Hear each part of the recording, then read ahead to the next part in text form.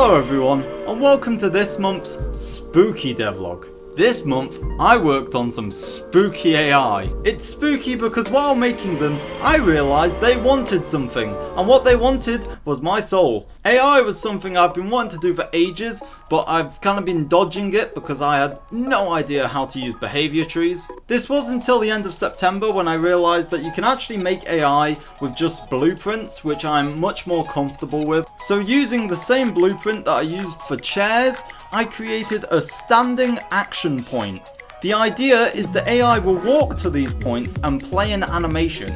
These animations are raw Rococo motion capture performances and are used for testing. They all need to be fixed up in an animation software such as Maya in order to work correctly. For instance, if someone is farming and they're using an item to farm with, it doesn't look great. I then added the ability to set a gameplay tag to tell the AI what job that spot performs. This could be standard home jobs which are set for each AI so they all have designated houses or work jobs. Currently there's 7 jobs in the game. The shopkeeper, these 10 various general goods shops scattered around the town. There is quite a few of them so that if you need something quick, then you can quickly go grab it wherever you are.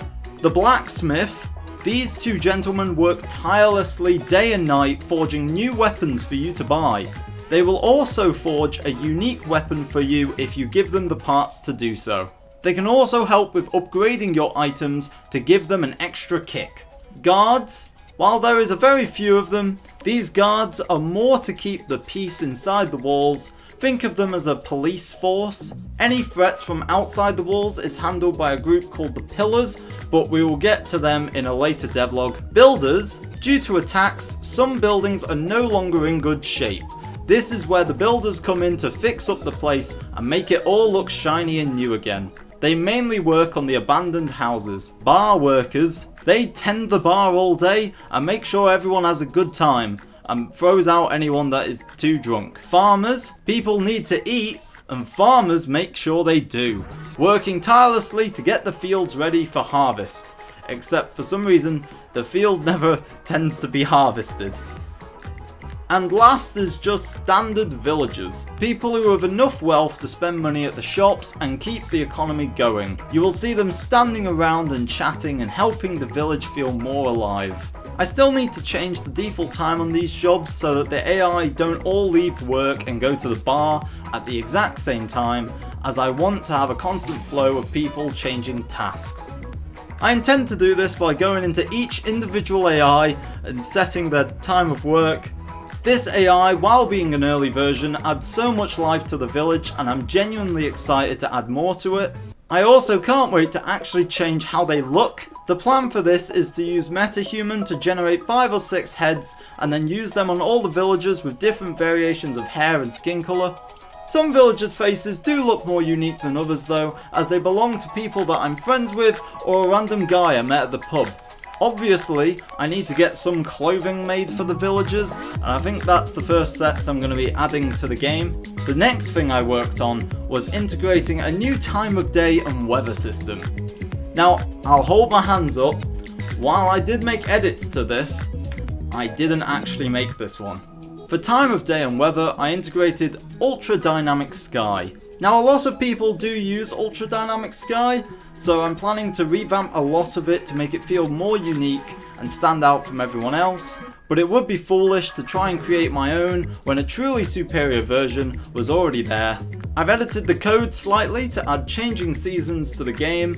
Every 5 or so days the season will change. This includes all 4 seasons, and thanks to UDS, each season has its own weather patterns that I can edit how I like. I also have the ability to add my own weather to the game, so I can add multiple variations of different weather, which will help it feel much more alive. I also expanded this to create holidays in the game. Currently, I've only added Halloween, as it's quickly approaching and my partner is obsessed with it. So far this is just for decoration, but I've designed it in a way where I can do whatever I want on the holiday, including changing music, adding bosses, changing NPC outfits and so much more. Along with this time of day and weather update, I also redid the lighting and fog in the world. Currently this screws over the rest of the map fog-wise, but that will be easily fixable. The lighting in everyone is completely changed and now resembles more how I wanted it to look in the first place. I did this by boosting my sun's intensity and allowing the exposure to change on its own. This allows for brighter highlights and darker shadows, which gives it a much more realistic feel. I also added interiors to certain buildings as a first pass. These get affected by the fog and creates a very atmospheric environment. These buildings include 2 of the house types and the bar. The bar is a placeholder right now though, as it's just the old bar with new lighting and is being used for testing. My future plan for the bar is to add a stage so that there'll be some sort of musical performance happening most days, or maybe even a show. I'm not too sure yet, but I think it could be kind of cool. I've also locked all the doors in the world so the player can't go through them, but the AI can, to give them privacy. Definitely didn't break it. And that's everything I've done so far. Thank you guys for watching. I'm really enjoying how it's coming so far. I'm sorry if there wasn't too much of an update this month. AI has just been draining my time. I've recently been really active on my Discord. That's where I chat with you guys and get ideas and feedback about the game. I'd really appreciate it if more people came and checked it out because it's a really fun environment and I love hearing you guys' ideas. As well as talking about the game, you also get sneak peeks to the game, which is pretty cool.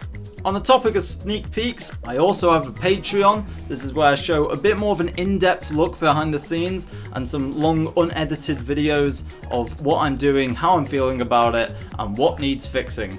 Usually the what needs fixing part is the biggest part. You can currently sign up for a 7-day free trial. This will give you access to most of the behind the scenes, but just like the pictures of it, not the videos. If you want the videos, it's very small price each month and you get all the unedited videos which are nice and cool. You also got access to private channels in the Discord to come talk to me personally without everyone nosying in. And yeah, I hope you guys enjoyed. If you did, leave a like. Subscribe would be great. We're past 300 subs now, which is insane. This channel's actually moving quite quickly. Alright. Bye.